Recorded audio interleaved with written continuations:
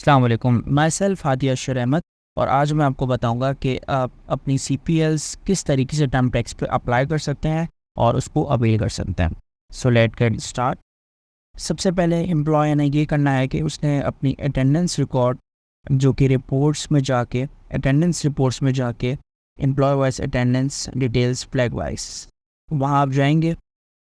उसके बाद आप अपना डेट पीरियड सेलेक्ट करेंगे from the start date till the end date.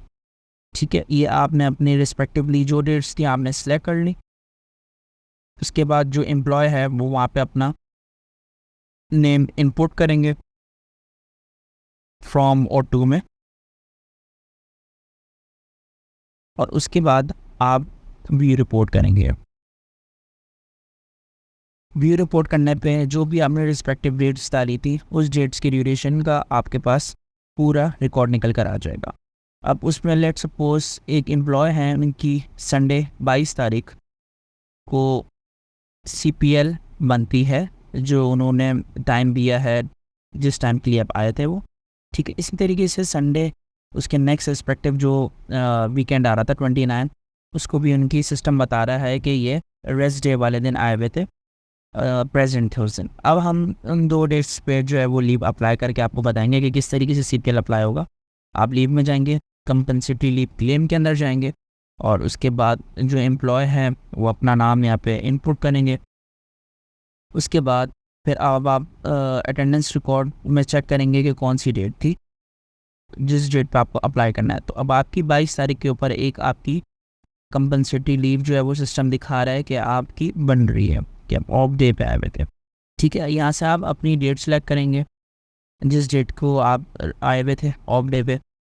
उसके बाद आप यहाँ पे डिस्क्रिप्शन में अपना रीज़न दे देंगे कि किस वजह से आप यहाँ पे आए थे। रिमार्क्स में आप एडलाइन करेंगे और उसके बाद आप नीचे आके आपके जो लाइन मैनेजर होंगे उनका नाम आ रहा होगा। उसके बाद आप यहाँ पे सबमिट पे क्लिक करेंगे। उसमें आपके पास एरर आ जाता है कि insufficient spend hours for compensatory leave entitlement. ये आने का रीज़न क्या है हम इसको देख लेते हैं।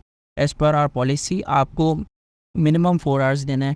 अगर आप 1 मिनट पे भी कम होंगे तो सिस्टम आपको यही एरर देगा कि आपका टाइम जो है वो पूरा नहीं है और आप इस पॉलिसी के मुताबिक कंपनसेटरी लीव के लिए आप फॉल नहीं करते। तो हम फिर क्या करेंगे, फिर हम देखेंगे कि हमारी जो दूसरी लीव है वो दूसरी लीव कौन से डे पे बन रही है। उसके बाद फिर हम नीचे देखेंगे तो हमारी दूसरी लीव जो है वो 29 पे बन रही है, जो कि नेक्स्ट संडे था, जो हमारा ऑफ डे था।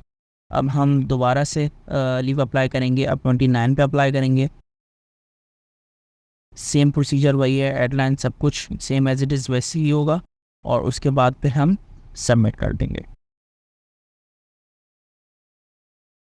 सबमिट करने पे फिर हमें सिस्टम प्रोसेस करेगा जो भी हमारी रिक्वेस्ट होगी, और वो कहता है कि डेटा सेव सक्सेसफुली। इसका मतलब ये है कि उस डेट पे आप एलिजिबल थे, 29 के ऊपर आप एलिजिबल थे लीव अप्लाई करने के लिए, क्योंकि आप ऑफ डे पे आप आए थे। आपने 4 आवर्स जो है वो जो पॉलिसी थी रिस्पेक्टिवली उसको आपने मीट किया, और जो 22 थी उस पर आप एलिजिबल नहीं थे, तो उसने उसको रिजेक्ट कर दिया सिस्टम ने।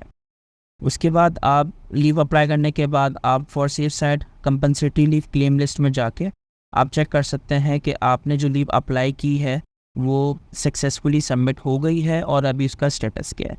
उसके लिए जब आप आएंगे तो आपका स्टेटस जो है वो सबमिटेड का आ रहा होगा, और उसके अंदर आप फर्दर उसको खोलेंगे तो उसमें बता देगा हायरार्की में कि आपके एंड से निकल चुकी है और आपके लाइन मैनेजर के एंड पे, और उसमें डेट्स वगैरह और कितनी लीव्स हैं वो सारी चीज़ें इसमें मेंशन हो रही होंगी।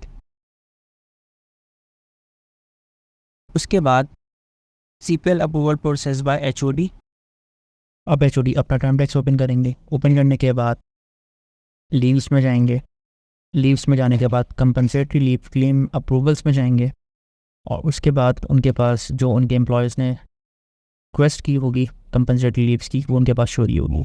व्यू में जाके वो लीव टाइप शो होगा कि CPL रिक्वेस्ट की है एम्प्लॉय ने, और उसके नंबर ऑफ डेज शो रहे होंगे। इसी तरीके से डेट और आगे डिटेल्स में जो एम्प्लॉय ने रिमार्क्स डाले होंगे वो रिमार्क्स शो हो रहे होंगे।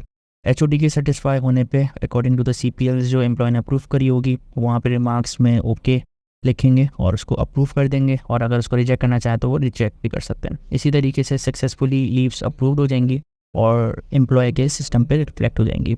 This is the whole process from the start till the end. Thank you.